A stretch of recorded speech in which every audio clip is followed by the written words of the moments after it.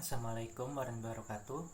Kembali lagi dengan saya Umar Said. Di sini saya akan melanjutkan presentasi untuk sebagai tugas dalam minggu ini. Di mana dalam minggu ini akan membahas tentang orientasi dan penempatan pegawai. Yang akan kita bahas yaitu pertama program orientasi dan produktivitas, yang kedua program penempatan karyawan, yang ketiga pemutusan hubungan kerja. Jadi orientasi itu apa sih? Orientasi adalah upaya pelatihan dan pengembangan awal bagi karyawan baru yang memberi mereka informasi mengenai perusahaan, jabatan, dan kelompok kerja. Di mana tujuan dari orientasi ini yaitu bertujuan untuk memperkecil masalah-masalah seperti maksud dan upaya ini adalah untuk memperkenalkan karyawan baru dengan perusahaan, membantu mereka untuk saling mengenal dan saling bekerja sama. Jadi si karyawan yang baru ini dimaksudkan untuk mengenal lingkungan keadaan sekitar si perusahaan atau tempat lingkungan mereka bekerja dan memperkenalkan karyawan-karyawan yang lama yang sudah bekerja. Jadi program orientasi ini program untuk memperkenalkan pada pegawai baru tentang lingkungan atau kondisi dan situasi di tempat pekerjaan. Hal ini agar pegawai baru dalam waktu singkat dapat memahami budaya dan kultur, nilai-nilai dan kebiasaan perusahaan. Kemudian 4 hal utama dalam program orientasi yaitu aspek organisasional, aspek kepentingan pegawai baru, yang ketiga perkenalan untuk hubungan kerja, yang keempat aspek tugas.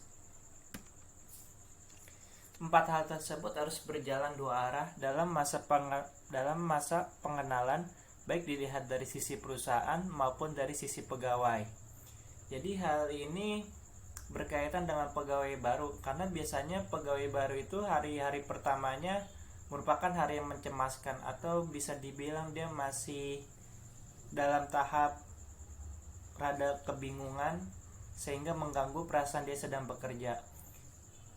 Kemudian pasti adanya rasa cemas. Nah, oleh sebab itu dengan adanya ini diharapkan akan berangsur hilang pada saat masa orientasi ini.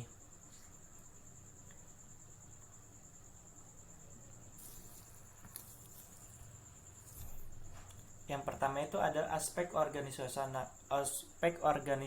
yaitu penjelasan sejarah berdirinya organisasi, penjelasan tentang struktur organisasi, pengenalan para pejabat, tata ruang dan fasilitas kerja, berbagai ketentuan normatif, dan yang terakhir adalah produk organisasi.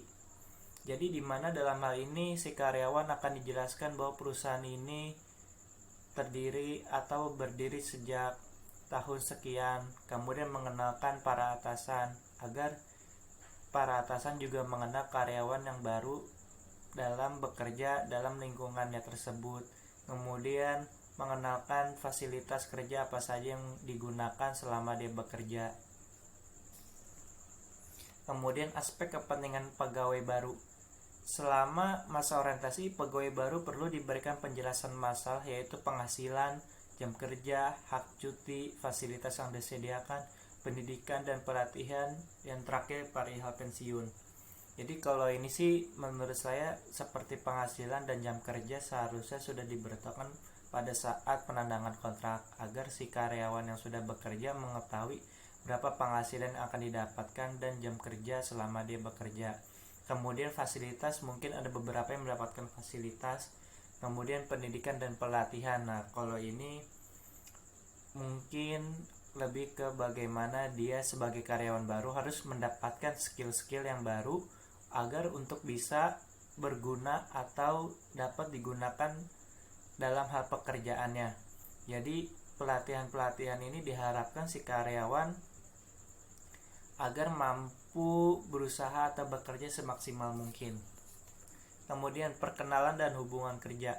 Agar pegawai baru merasa dapat diterima sebagai keluarga besar, maka bagian SDM perlu memperkenalkan pada berbagai pihak, terutama yang berhubungan dengan kerja, itu bagian atasan langsung, bagian yang akan ditempatkan pada pejabat, bagian kepegawaian. Jadi atasan langsung ini sangat penting lah kalau kita sebagai anak baru mengenal juga atasan siapa saja yang ada di lingkungan kita atau di kantor kita. Jadi bagian yang akan ditempatkan, kita harus tahu di mana bagian kita akan ditempatkan agar tidak terjadi kebingungan. Kemudian kita harus mengenal juga teman-teman kita, rekan-rekan kerja, kemudian bagian-bagian yang akan berhubungan dengan kerja. Misalnya jika ada anak karyawan baru yang akan ditempatkan di bagian quality control.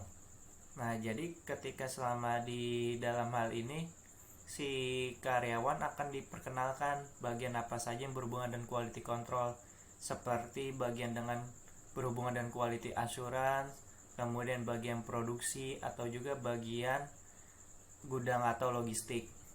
Jadi diharapkan dengan memperkenalkan ini, si bagian-bagian lain juga akan tahu bahwa ini karyawan adalah merupakan rekan kerjanya. Kemudian ruang lingkup tugas. Penjelasan lengkap dari aspek tugas secara menyeluruh mengenai ruang lingkup tugas tercermin dalam uraian tugas, segi-segi teknis pekerjaan, penggunaan keselamatan kerja, prosedur kerja, peralatan yang digunakan. Jadi kalau keselamatan kerja ini sangatlah penting karena ketiga keselamatan, kesehatan dan kesehatan pekerja itu adalah hal yang sangat utama. Jadi di sini karyawan harus tahu K3 apa saja yang harus digunakan.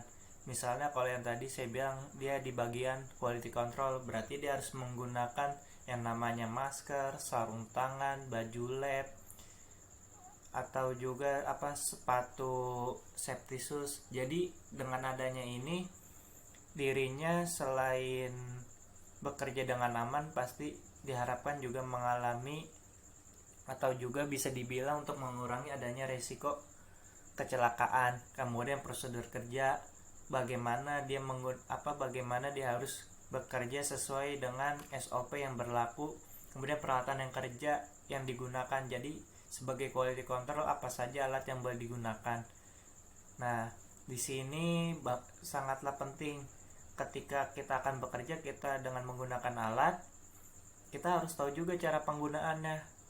Dan disinilah program orientasi ini sangatlah penting. Jadi si karyawan baru harus tahu juga cara menggunakannya. Jika tidak tahu, bagaimana dia akan bekerja. Jadi peralatan kerja ini si karyawan harus tahu cara mengoperasikannya.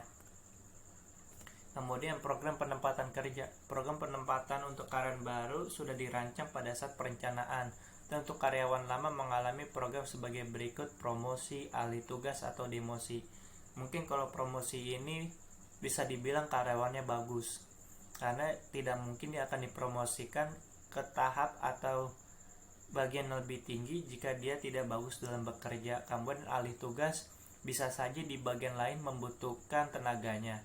Jadi si karyawan ini harus siap untuk di rolling ke bagian yang lainnya. Pemutusan hubungan kerja. Apabila ikatan formal atau antara perusahaan dan pekerja sudah tidak ada, beberapa faktor penyebabnya itu alasan pribadi pegawai, terkena sanksi yang berat, faktor ekonomi, kebijaksanaan perusahaan. Jadi alasan pribadi pegawai bisa saja dia melakukan resign, bisa saja karena jika dia mendapatkan pekerjaan yang lebih baik lagi atau dia ingin melanjutkan kuliah. Kemudian terkena sanksi yang berat, bisa saja dia melakukan pelanggaran yang dimana pelanggaran ini tidak bisa dimaafkan, sehingga dia akan diberikan SP3. Kalau faktor ekonomi bisa saja saat seperti ini, dimana virus COVID-19 ini akan mempengaruhi ekonomi baik perusahaan maupun yang lainnya. Jadi jika perusahaan mengalami kebangkrutan dan tidak bisa melakukan produksi, mau tidak mau maka bisa saja akan melakukan pemutusan hubungan kerja atau PHK. Kemudian kalau kebijaksanaan perusahaan seperti tadi, salah satunya itu dari faktor ekonominya. Jadi manfaat program orientasi ini begitu banyak, seperti mengurangi kecemasan karyawan, sehingga karyawan baru ini bisa mempelajari tugasnya dengan lebih baik. Kemudian karyawan memiliki ekspektasi yang lebih tinggi mengenai pekerjaannya, karena si karyawan ini merasa dihargai sehingga dia memiliki ekspektasi, wah sepertinya pekerjaan ini memang cocok dengan saya. Kemudian mencegah pengaruh buruk dari rekan kerja atau atasan yang kurang mendukung. Kemudian karyawan menjadi lebih mandiri karena si karyawan ini sudah mengetahui apa saja yang boleh dilakukan, alat-alat apa saja yang boleh digunakan, dan cara menggunakannya seperti apa. Kemudian karyawan bekerja dengan lebih baik, mengurangi kecenderungan karyawan baru untuk mengundurkan diri dari pekerjaannya. Jadi seperti saya bilang tadi, dengan adanya ini si karyawan akan merasa dihargai, merasa dirinya sangatlah penting dan merupakan bagian dari si perusahaan ini. Sekian presentasi dari saya, mohon lebihnya mohon maaf. Assalamualaikum warahmatullahi wabarakatuh.